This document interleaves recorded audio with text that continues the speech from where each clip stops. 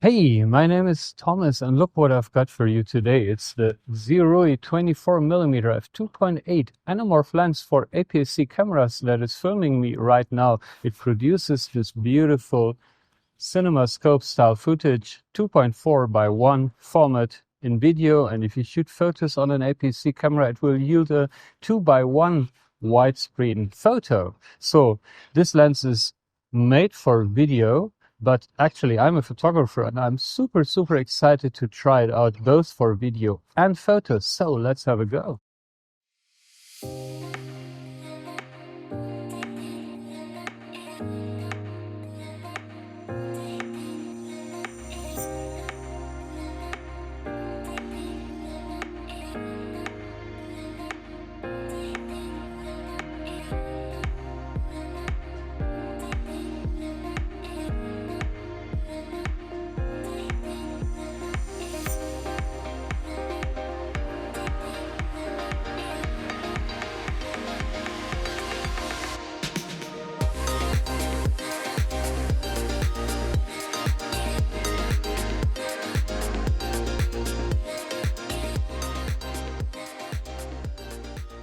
Anamorph lenses have always been designed with cinematic use in mind, and that's the reason why they have been rare and very expensive. So independent filmmakers in the past were looking for anamorph lenses on eBay, very old lenses, and still it was very expensive to get one, and they were often very cumbersome to use.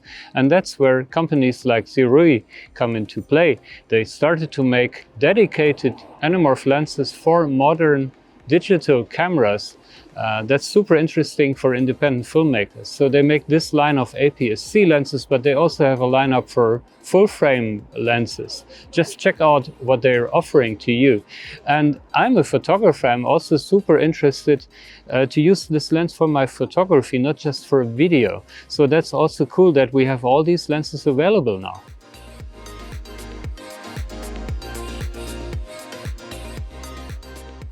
Okay, Sirui released, I think, 4 lenses in this lineup. They are all made for APS-C mirrorless cameras, and this is the widest one. It's a 24 f2.8. They all look kind of similar from the outside. Of course, the barrel is longer than with a standard lens because of the anamorph lens elements. But apart from that, it just feels like your standard manual focus lens. So it has a stepless aperture. In this case, it makes sense because it's about a video lens. Focusing, a very long focus throw, again that's courtesy of shooting video. Focuses down to only 0.6 meters. That's actually quite long. It would be nice if it could focus a bit closer, but I get that it's hard to make anamorph lenses that have a close focusing ability. This one's of course for Fuji X mount, and as usual with these manual lenses, no electric contacts. So if you want to use stuff like your IBIS, then you have to enter the focal length manually, but you also have to be a bit careful because 24 is only the vertical focal length, and because of the squeeze factor, it's actually 18 millimeters in the other direction. I noticed that these markings, even 10 meter, are very accurate. I assume that because it's a video lens, they really pay attention to these markings being accurate. That's very different to many manual focus photography lenses. And overall fit and finish of this lens is very nice. It's an all metal finish. It feels very solid in your hand. Just good. Okay, this is the cool characteristic. If you look through the lens from the front, you see this oval shape. And if you turn it around, it's round. Just fascinating.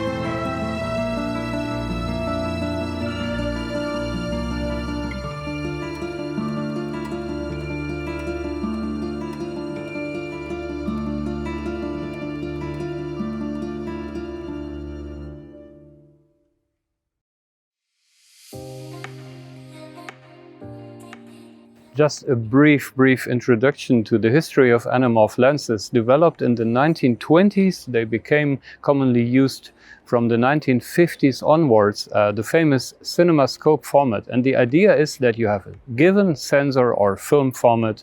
Back then it was 4 to 3.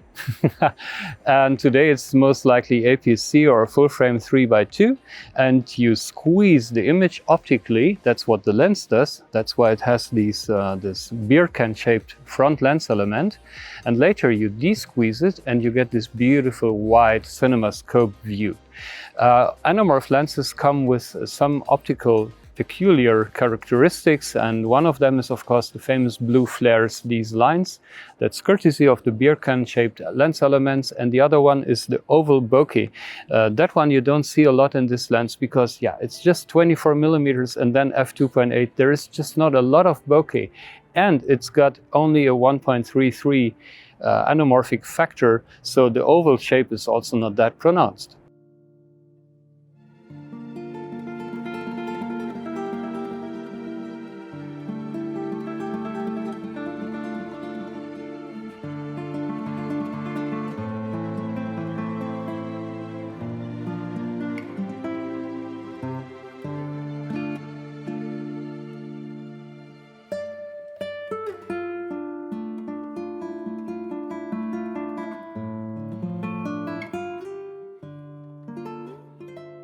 So the lens optically squeezes your photo by a factor of 1.33 only in the X dimension, not in this dimension. And later in your software you have to desqueeze it, and that basically means you have to upsize the photo 133%. In this direction, you keep it at 100% in that direction. This way you get a panoramic photo or video footage and still use the whole format of your sensor, which is not panoramic. That is the whole idea of the anamorph concept.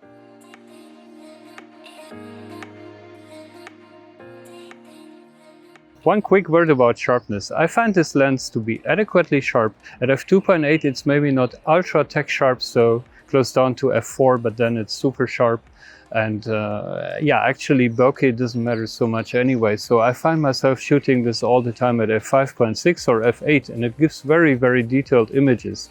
And keep in mind, you're kind of upscaling the photo in one direction, or also your video footage. That's courtesy of the anamorph lens format. So the sharpness at 100% pixel peeping for photography won't be exactly the same as with a standard lens, but that's when you want to shoot super wide angle cinematic style format on your standard camera. It's always the case. And as you can see, this lens produces a ton of barrel distortion, but again, for videography it's actually a nice thing. I've seen it in so many movies, like what's the new movie? Everything Everywhere All at Once. You see, they use anamorph lenses, and also they have some wide angle shots in it, and they have a lot of barrel distortion, but with this wide format it actually works. It looks very nice. So this is also one of the first lenses that produces distortion, but I do not want to correct it and post in my photos. Very funny.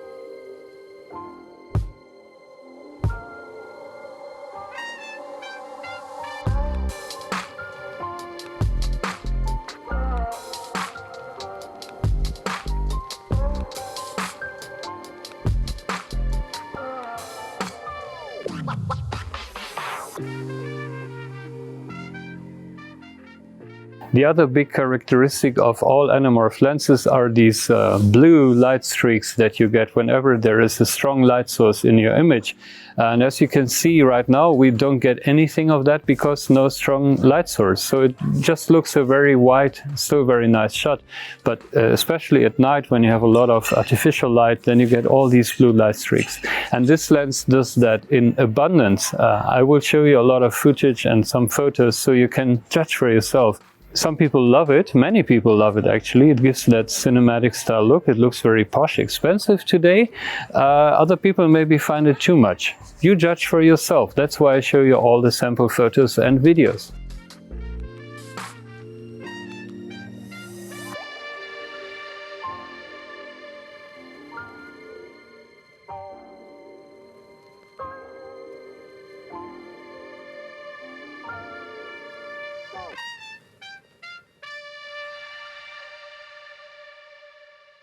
One thing I really notice with this lens is it makes me shoot things that I otherwise wouldn't shoot with another lens. Call it, I don't know, the miracle of the cinematic look or something like that.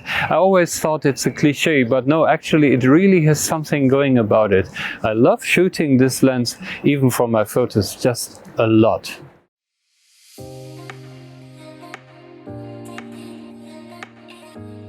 Time for the verdict. This time it's kind of simple but also different.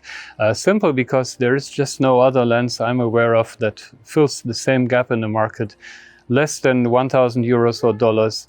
Wide angle, anamorphic for APS-C mirrorless cameras. No, Sirui is the lens to get. And also I love the quality and I love the look of the files. Both photo and video footage looks very, very good to me. My point of criticism would be only that it's just an f2.8 and there's two things that are bad about that. First, you don't get a lot of bokeh. Okay, get over it. But second, if you want to shoot in the dark, on an APS-C camera, video at f2.8, it's just not gonna work out. So if you're into that sort of thing, look for faster lenses or maybe look for a full frame camera that can shoot in the dark much better. For photos, use a tripod, it doesn't matter. And the other thing is this is sort of anamorph light if you ask me. So if you're looking for oval bokeh, this lens is not really gonna deliver that. So keep that in mind. Apart from that, I myself found that I really love this lens and it really boosts my photography. So that's actually pretty high praise, I guess.